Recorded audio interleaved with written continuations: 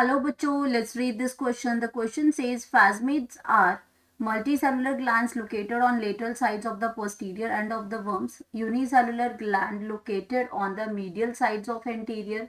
C है unicellular gland है located on lateral side of posterior end of the worms.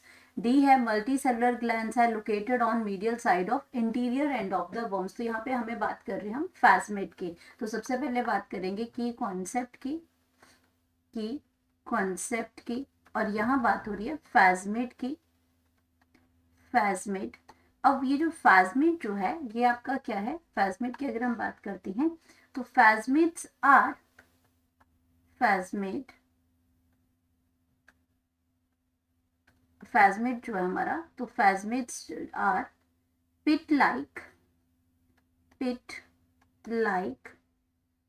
unicellular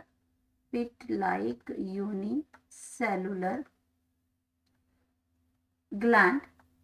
अब ये तो हो गया कि ये यूनिसेलुलर ग्लैंड है और कहाँ लोकेटेड है, located at the lateral reason,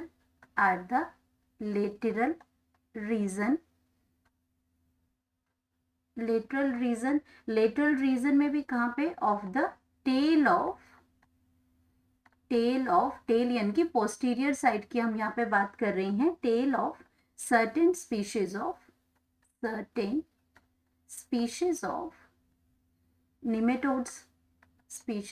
nematodes में ये प्रेजेंट होती हैं, nematodes. एंड इनका फंक्शन क्या होता है, ये होते क्या है, तो ये जो आपके phasmids होते हैं, ये कीमोरिसेप्टर्स होते हैं,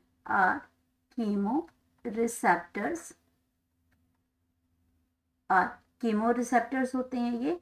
एंड ये आपका इनका जो न्यूरॉन फंक्शन है, इनका phasmids neuron function is in the modulation of chemo repulsion behaviour. phasmid neurons function,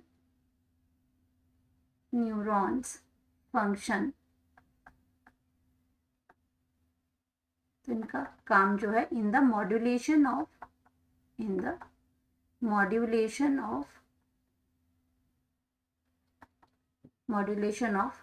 repulsion behaviour,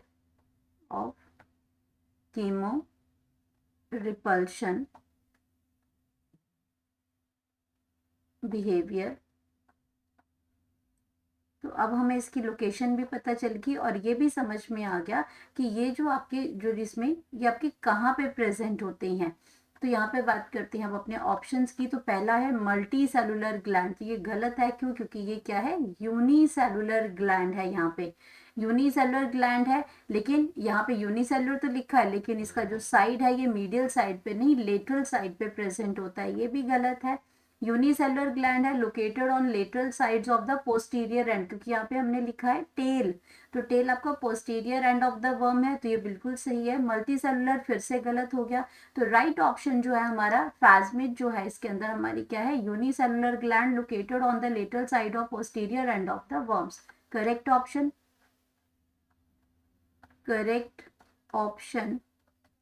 and correct option हमारे पास आ जाएगा option number C. Hope you understood it well. Best of luck.